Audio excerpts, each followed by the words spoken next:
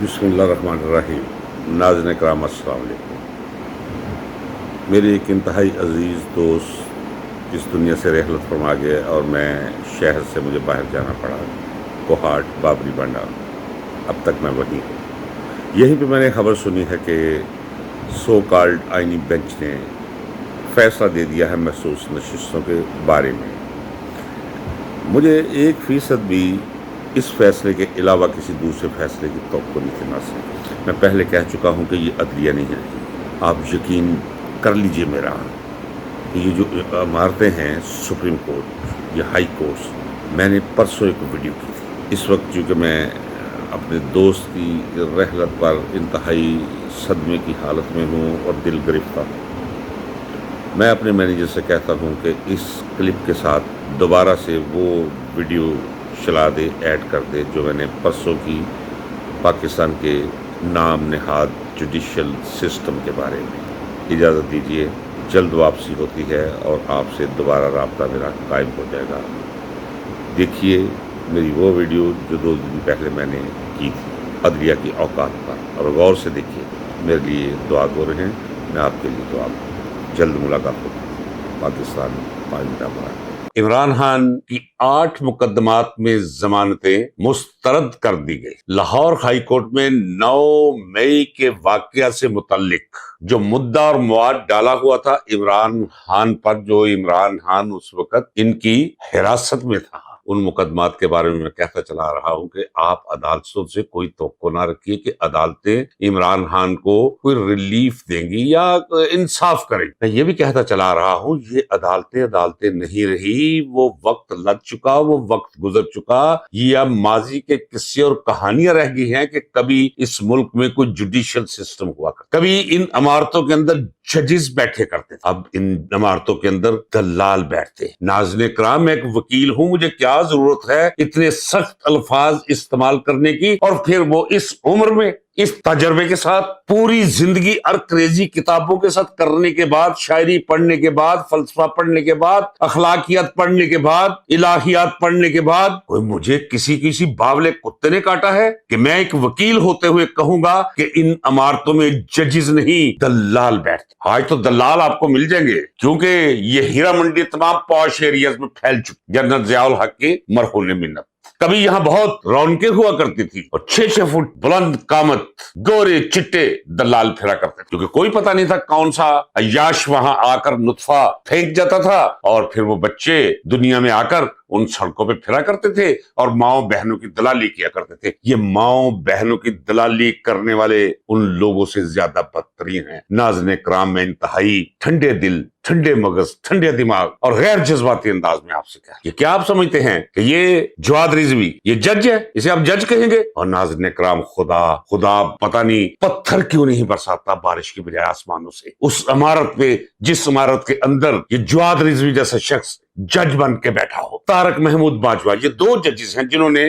ضمانتیں مسترد کی ہیں۔ مجھے ضمانتوں کے مسترد ہونے پہ کچھ نہیں، میری اپنی ضمانتیں مسترد ہوتی رہی۔ 8 سال ضمانتیں نہیں ہوئی، میں بیٹھا ہوا ہوں، مجھے کیا ضرورت ہے کوئی فضول شبد، لفظ، جملہ اپنے منہ سے نکالنے۔ 8 سال تک ضمانتیں نہیں ہوئی، بیٹھے رہے ہیں، کوئی نہیں، خیر ہے۔ لیکن یہ منظر نہیں تھا جو اس وقت ہائی کورٹ، سپریم کورٹ کے اندر، ان عمارتوں کے اندر جتنے گھٹیا لوگ بیٹھتے ہیں۔ ناظرین کرام، یہ ججز جو ہیں، مجھے یہ کہنے دیجیے، اور میرے جتنے وکلا کولیگز یہ سن رہے ہیں وہ اس کی تائید کریں گے کہ بھئی سول جج بننے کے لیے آپ کو بڑی محنت کرنی پڑتی ہے، آپ کو قانون پڑھنا پڑتا ہے، آپ کو آئین پڑھنا پڑتا ہے، آپ کو CCP پڑھنی پڑتی ہے، آپ کو CRPC پڑھنی پڑتی ہے، آپ کو بہت زیادہ محنت کرنی پڑتی ہے سول جج بننے کے لیے۔ لیکن ہائی کورٹ کا جج بننے کے لیے آپ کو الف بے بھی نہ آتا ہو تو آپ ہائی کورٹ کے جج بن سکتے ہیں، میں دعوے کے ساتھ کہتا ہوں۔ اور اس وقت میں مخاطب ہوں، سنا آپ کو بھی رہا ہوں، لیکن مخاطب ہوں اپنے وکلا دوستوں کے ساتھ جو تائید کریں گے میرے اس جملے۔ یہ جتنے ہائی کورٹ کے ججز ہیں اور اکثریت سپریم کورٹ کے ججز کی بھی، ناظرین کرام، کسی کو ایک کو کان سے پکڑ کر لے آئے، اسے کہیں کہ چل بھئی انگریزی کر یہاں بیٹھ کے، کہ کیا ہی اچھا ہوتا آج آپ وقت پر آ جاتے، نہیں کر سکے گے، میں لکھ کر دیتا ہوں۔ چلیں ایسے کریں، جواد رضوی کو پکڑ لیں، یہ طارق محمود باجوہ کو پکڑ لیں، یہ باقی ججز کو پکڑ لیں، انہیں کہیں کہ چل ایسے کر کہ ریٹ آف سرٹیورائی کی سپیلنگ بتا دے اور یہ بتا کہ یہ ہے کیا، اس کا تلفظ بول دے، سرٹیورائی तलफ़ुज़ बोल, स्पेलिंग बता, नहीं बता सकेंगे, नालायक लोग हैं, सियासी बुनियादों पर भर्ती शुदा लोग, कुछ भी नहीं आता जाता, बदअखलाक लोग हैं। ये जो जेब कुतरे हैं उनसे ज्यादा बड़े ये जेब कुतरे हैं, हैप्चुअल ठुकराए हुए खानदानों, गरीब घरों के। गुर्बत बुरी चीज नहीं है, गुर्बत के साथ अगर इज्जत और गैरत जुड़ी हो तो ये कमाल है, तो कलंदरी है, ये तो पैगंबरी है। लेकिन इनमें से अक्सरियत वो है कि जिन्हें आदत पड़ चुकी है कि जब ये लॉ करके आए थे तो जेब की तरफ देखते थे, किसी तरह झूठ बोलकर किसी क्लाइंट की जेब से कोई 10-20 रुपए निकलवा ले, कागजों के नाम पर, पेंसिल के नाम पर, लिफाफा लेने के नाम पर किसी से कोई 40-50 रुपए जेब में डाल रहे। ये इस तरह फकीरों की तरह पैसे इकट्ठे करने की ने वो आदत, और फिर जब इनकी वकालत को चल जाए में थोड़ी बहुत ऐਵੇਂ चल जाए तो फिर भी यही, और ये करते करते वो सियासत में आ जाए, वकला की सियासत में आ जाए तो सारे चोर उचक्के आप तसव्वुर नहीं कर सकते, जिन पर 6-6 FIR हैं चोरी की, मोटरसाइकिल चोरी की, वो जजेस बने हैं यहाँ। अगर मैं गलत कह रहा हूं तो बताइए मुझे, जाइए जाके पूछ लीजिए किसी वकील से। ये तो हो गया इनका करेक्टर, ये तो होगी आपकी जुडिशरी। इसीलिए मैं चीख रहा हूं कि आप जुडिशरी नहीं रही। इसीलिए मैं कहता हूं कि इन इमारतों से अदालतें उठाकर ये गुड्स फॉरवर्डिंग एजेंसी वालों को दे देनी चाहिए, किराया तो आता रहेगा जनाब। लाठी पकड़ ली इस मुल्क में, जिसकी लाठी उसकी भैंस। कोई कानून नहीं यहाँ, कोई अदालत नहीं यहाँ। मैं कहता हूँ, बस ये देख वकील के कह रहा हूँ। कुछ लोग कमेंट करते हैं जी इमरान खान की जमानत नहीं हुई और आप इतनी ज्यादा, और बाबा मसला इमरान खान की जमानत होने या ना होने का नहीं, और मसला और मामला मेरे मुल्क का है और मेरे मुल्क के अदारों का है, जिनमें हया और बेहयाई मतवाजी तौर पर चला करता, और हया गालिब थी, कम अज कम जुडिशरी के अंदर गालिब थी हया। अब हयादार तलाश करने के लिए हथेली पे चिराग लेकर निकलना पड़ता। ये आलम है निजाम अदलो इंसाफ का। मुस्तकबिल में याद रखिए, अगर किसी को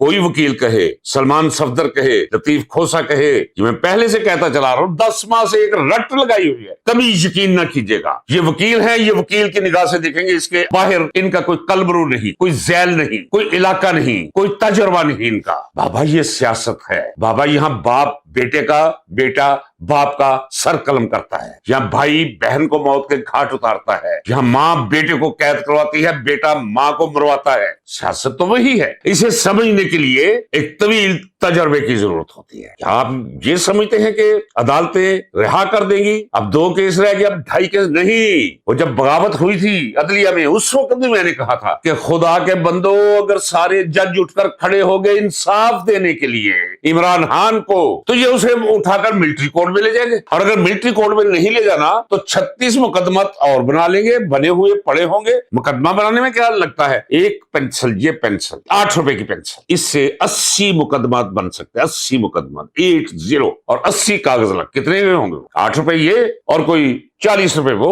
48 रुपीज और एक मुहर्रर का हाथ। 2 घंटे के अंदर 40 केस बना के इमरान खान के ऐसे रख लेंगे। वो ले भी लेते जाओ, एक एक पर्चा लेते जाओ, इसमें जमानत होगी, अब ये ले लो। तो ये है वो मुल्क जहां आप रह रहे हैं, जहां आप सांस ले रहे हैं। ये है वो अदालती निजाम, ये है वो इंतजामिया, पुलिस, जिससे आप तवक्को लगा के बैठे हैं कि शायद इंसाफ मिल जाएगा। इमरान खान को कोई नहीं मिलेगा। यहाँ बेइंसाफी के सिक्के ढलते हैं, ये ऐसी टकसाल है, ये पाकिस्तान ऐसी टकसाल है जहां खोटे सिक्के, बेईमानी के सिक्के, बेइंसाफी के सिक्के ढलते। कभी जेहन में न लाइएगा, कोई भी कहे कि इमरान खान के 2 केस रह गए, बस वो आया, आखिरी केस रह गया, इसके बाद इमरान नहीं, पकड़ा हुआ किसी और ने, जिन्हें पकड़ा हुआ है बाबा, उनके पास एटमी मिसाइल है, हमारे पैसों से खरीदेंगे, टैंक्स हैं, तोपें हैं, गन्स हैं, 7.5 लाख फौज है जिसकी नाजबरदारी हम करते, जिनका रिस्क अल्लाह ने हमारे जिम्मे रख छोड़ा है। उस ताकत के बलबूते पर उस गरीब, उस मस्कीन, उस कलंदर, उस फकीर, उस वक्त के वली को अंदर रखा हुआ है। दुरुस्त तौर पे कह रहा हूं, वक्त का वली है, जिस मुकाम पे वो पहुंच चुका है। जो कुछ उसके साथ किया गया है, कोई और होता पत्थर होता फट पड़ता, इंसान होता